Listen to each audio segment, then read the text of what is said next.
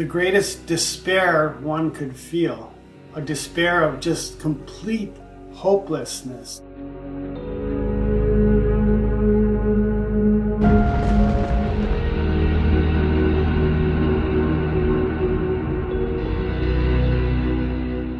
Yeah, my name is Charlie Brown. One of the reasons I truly believe in hell, that there is a hell, was many years ago at a different church. We were all standing around a boy in a wheelchair praying for him. He had an illness where one day he would be fine, the next day he would be near death. So I remember sitting in the back of that church, and there were several of us surrounding his wheelchair. We were just praying for him. And because the spiritual warfare was so great at that time, it was very palpable. You could feel the warfare. And that's where our battles are fought anyway. Well, I had my eyes closed at this time, and God, I believe, brought a vision to my spirit. I was standing in a room, and it looked like I sensed it was the final room after you die. This was the room. At the edge of the room was a drop-off, and it was a lot of steam and fog coming up and dimly lit. And as I approached that drop-off, I just sensed the greatest despair one could feel.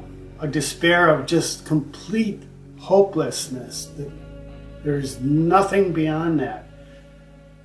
And the only thing I can think was that this was the entrance to hell. This is the drop-off. And it was so real that that feeling has never left me. Has never left my soul. I was in the service. I spent a year in Vietnam during the war. I was not in combat, fortunately, but there were times when the enemy would shell us at night, in the middle of the night. And it was always as you were sound asleep, and I always remember many times hearing that first round hit, and it wakens you, but there is such a fear that it paralyzes you. You're supposed to get up and run to the bunker for protection, but as these rounds would hit, the paralysis from fear would just, you couldn't move. It would be like, did I really hear that? And is the next one going to land on me? I think that's when I really experienced the most fear and panic in my life. When I got out of the service, I was, of course, not saved. At the time, I was married to Susie. All I can remember, I went back to work,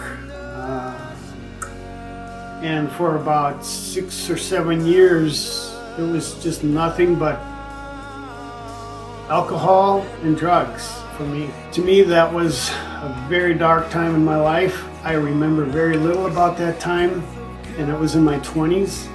And to this day, that time period in my life was truly a living hell.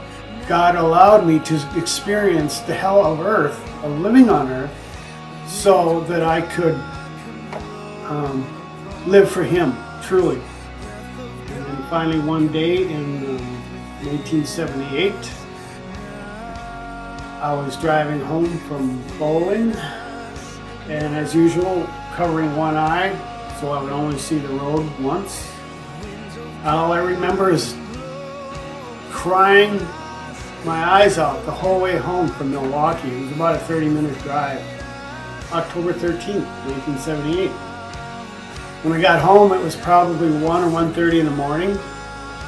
Been drinking all night as usual at the bowling alley.